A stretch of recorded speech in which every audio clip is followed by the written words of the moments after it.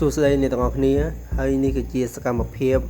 របស់បរិសុទ្ធមួយក្រុមគាត់បានចុះមកចាប់ពស់វេរនាមដែលក្រាបពងនៅក្នុងគុម្ពអាស័យ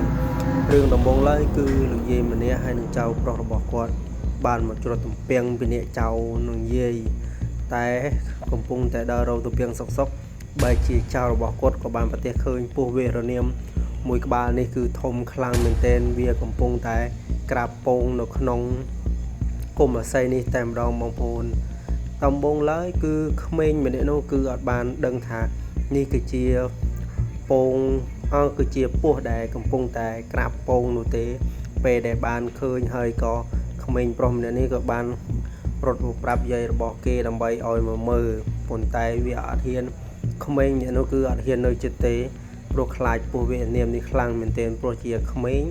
ដែលអត់សូវចូលចិត្តពស់ក៏ជាក្មេងដែលខ្លាចពស់ផងដែរចំណែកលោកយាយម្នាក់នោះក៏បានដើរមកហើយក៏បានឃើញក៏មិនបានធ្វើអ្វីនោះដែរគាត់ក៏បាននៅឈរចាំនៅក្នុងព្រៃអាស័យមួយនេះឲ្យចៅរបស់គាត់ទៅប្រាប់គេដើម្បីឲ្យមកចាប់ប៉ុន្តែចៅរបស់គាត់គឺអត់ហ៊ានទៅនោះទេគឺខ្លាចដោយសារតែផ្លូវវារៀងឆ្ងាយគួរសមផងដែរពីទៅផ្ទះដូច្នេះហើយគាត់ក៏បាននាំចៅរបស់គាត់ទៅប្រាប់អ្នកភូមិជុំវិញនោះដើម្បីឲ្យមាននរណាគេហ៊ានចាប់ពស់អីឲ្យមកចាប់ពស់ប៉ុន្តែអ្នកភូមិគឺអត់មាននរណាហ៊ានចាប់ពស់ទេដូច្នេះហើយក៏បានចុចទៅក្រុមអ្នកចាប់ពស់របស់បរិសុទ្ធមួយក្រុមមួយនេះទីបំផុតក៏បានមកដល់ទីកន្លែងចាប់ពស់នេះតែម្ដងប៉ុន្តែពស់វេរនាមមួយក្បាលនេះគឺវាអត់បានទៅណាពីពងវានោះទេពេលដែលឃើញយ៉ាងម៉េចដល់ពេលដែលបរិសុទ្ធមួយក្រុមនេះបានមកដល់គឺវានៅតែបែបនឹងនៅឡើយគឺពិតជាដូចថាពស់មួយក្បាលនេះវាកំពុងតែក្រាបពងហើយណាមួយពងវាសង្ស័យតែជិតញើសផងដែរទើបវាមិនអាចចូលពងរបស់វាទៅណាបានពេលដែលបរិសុទ្ធមួយក្រុមនេះមកដល់ភ្លាមក៏បានរកវិធីដើម្បីចាប់ពស់មួយក្បាលនេះតែម្ដងហើយពស់មួយក្បាលនេះទំព្រមតែចាប់បានគឺត្រូវប្រើរយៈពេលយូរមែនទែនពេលដែលពួកគាត់មួយក្រុមនេះមកមិនមែនមកតែក្រុមរបស់គាត់ប្រហែល 3-4 នាក់នោះទេគឺមានអ្នកភូមិគេផ្អើលមកមើលច្រើនខ្លាំងមែនទែនព្រោះដោយសារគាត់មិនដែលបានឃើញគេចាប់ពស់នោះទេធ្លាប់តែចាប់អ្នកភូមិចាប់គឺចាប់តែខ្លួនឯងតែប៉ុណ្ណោះតែដល់ពេលមកឃើញគេចាប់ពស់បែបណាគឺចាប់បែបពស់រស់បែបនេះគឺមិនដែលឃើញនោះទេតែដល់ឬតែគេថាមកចាប់ពស់ក៏នាំគ្នាផ្អើលមកបាក់ទឹកបាក់ដីតែម្ដងបងប្អូនហើយនេះគឺជាសកម្មភាពដែលគាត់ចាប់ពស់បានផងដែរមិនរំតែចាប់បានគឺរយៈពេលតែចាប់នោះយូរគួរសមផងដែរ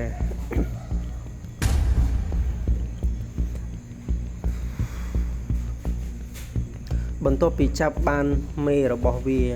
បរិសុទ្ធមួយក្រុមនេះក៏បានមកកាយមើលសម្បុករបស់ពស់វេរនាមមួយក្បាលនោះចង់ដឹងថាតើពងរបស់វាគឺមានច្រើនកម្រិតណាបើសិនជាអ្នកទាំងអស់គ្នាមិនដែលឃើញសម្បុកពស់ហើយឬក៏មិនដែលដឹងថាសម្បុកពស់នោះយ៉ាងម៉េចមើលតែកន្លែងជត់ក៏កន្លែងនេះទៅគឺដឹងហើយអ្នកទាំងអស់គ្នាហើយនេះគឺជាសម្បុកពស់វេរនាមពេលដែលវាពងគឺវាត្រូវពងដាក់ខាងក្រោមមុននឹងវាពងវាត្រូវធ្វើបនវាឡើងមកសានហើយអ្វីដែលបងប្អូនគួរតែយល់ដឹងពេលដែលឃើញសម្បុកពស់ឬក៏ពស់ប្រភេទនេះវានៅលើសម្បុករបស់វាកុំជាយាមចាប់វាឲ្យសោះព្រោះដោយសារយើងអត់ចេះចាប់ច្បាស់ណាស់គឺយ៉ាទៅពេលវាចាក់មកគឺនាំគ្រោះអន្តរាយ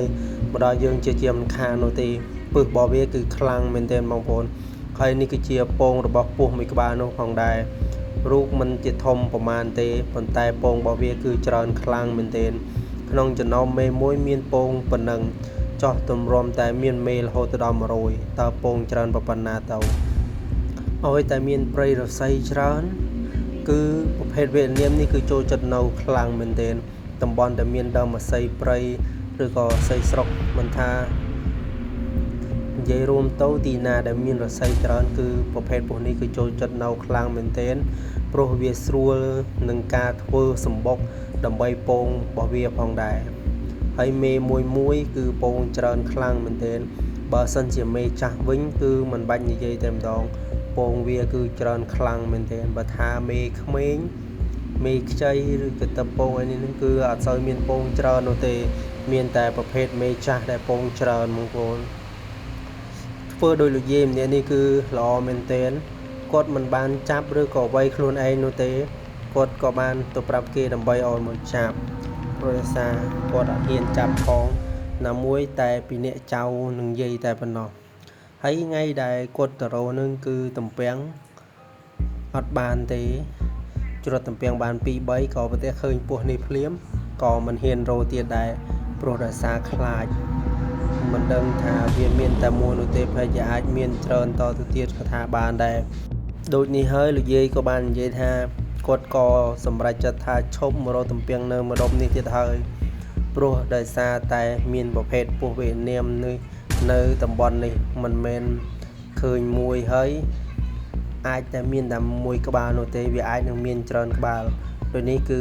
គាត់អត់ហ៊ានមកទៀតនោះទេគាត់សម្រេចចិត្តថាឈប់មករោតំពាំងនៅម្ដុំនេះតែម្ដង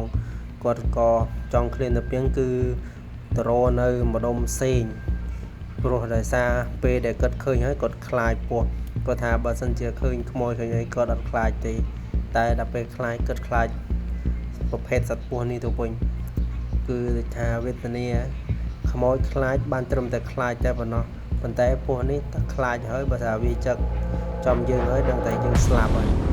ណាមួយពីនិយាយចៅក៏មិនអាចធ្វើអីបានដែរឧទាហរណ៍ថាពស់មួយក្បាលនេះចឹកយាយឬក៏ចៅតែក៏ពិបាកដែរព្រោះដោយសារគាត់ចាស់ផងណាមួយចៅគឺក្មេងទៀតអត់មានចៅដែលធំហើយនោះទេដូចនេះហើយបើពេលឃើញប្រភេទនេះហើយធ្វើដោយលោកយាយអ្នកនេះគឺល្អខ្លាំងមែនទេទៅគ្រាន់តែពងវាណាបងប្អូនចិត្តកន្លះកេះមួយនេះតែម្ដងនេះគ្រាន់តែមេមួយសម្បុកទេបើសិនជាមេមានច្រើនមិនដឹងថាពងវាប៉ុណ្ណាទេបងប្អូនច្រើនមែនទែនហួសថ្លែងហួសនឹងអ្វីដែលត្រូវនិយាយបងប្អូនគ្រាន់តែពងនេះចំនួនបើយើងគិតជាគីឡូប្រហែលជា2គីឡូ